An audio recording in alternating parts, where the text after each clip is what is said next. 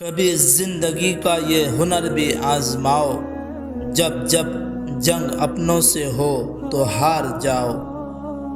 جتنا زیادہ کسی چیز کے بارے سوچو گے اتنا ہی اذیت میں مبتلا رہو گے۔ یا تو خود کو مضبوط کر لے یا مصروف کر لے۔ تمہاری زندگی بہت مختصر ہے، اس کو دشمنی کے پیچھے ضائع مت کرو۔ دنیا والوں کا شکوہ نہ کرو، بس خود کو بدلو، کیونکہ پاؤں کو گندگی سے بچانے کے لیے جوتا پہننا پڑتا ہے، نہ کہ سارے شہر میں قالین بچھانا۔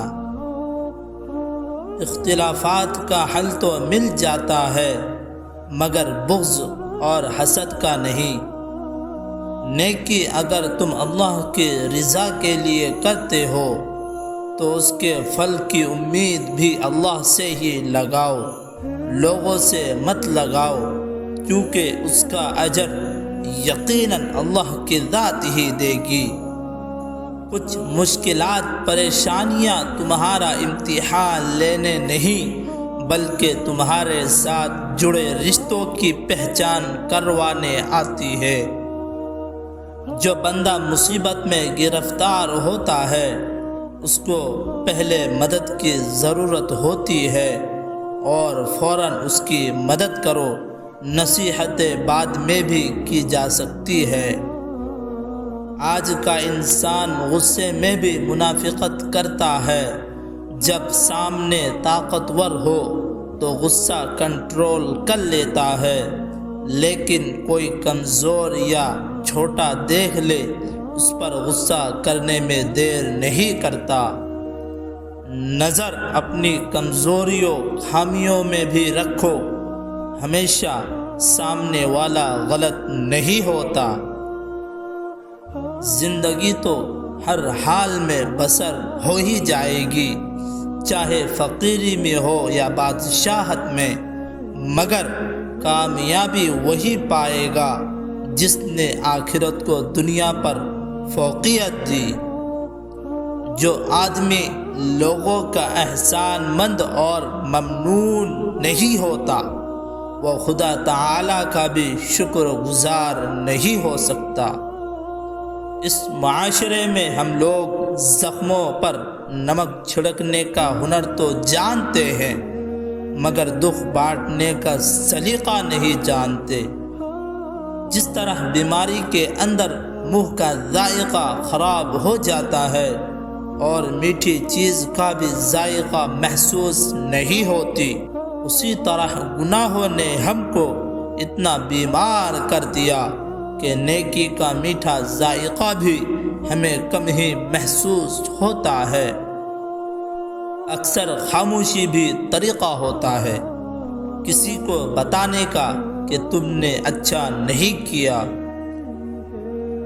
ان پر دھیان نہ دو جو تمہارے پیٹھ پیچھے باتیں کرتے ہیں، کیونکہ اس کا ایک ہی مطلب ہے کہ آپ ان سے 2 قدم آگے ہیں۔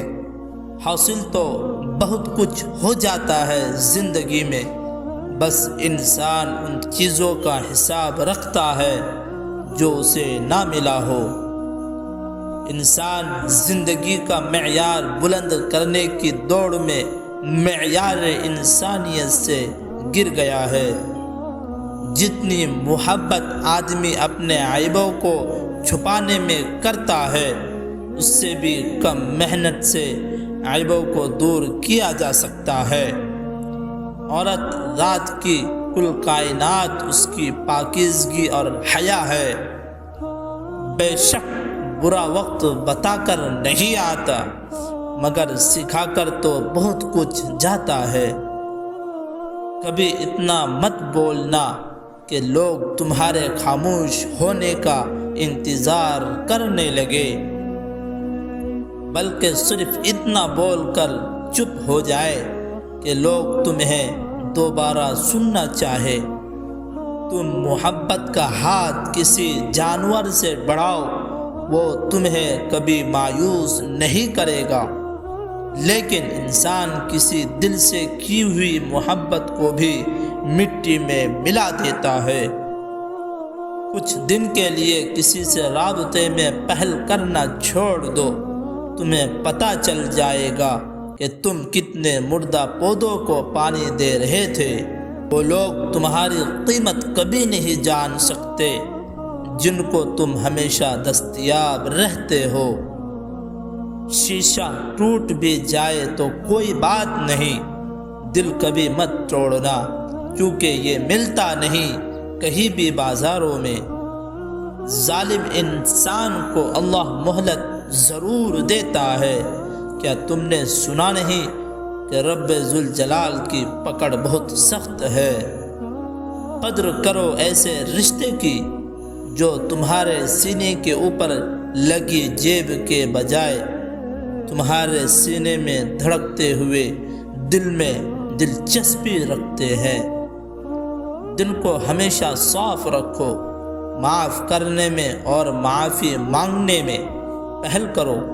اللہ پاک دنیا ہی میں تمہارے لیے جنت کی ہوائیں چلا دے گا۔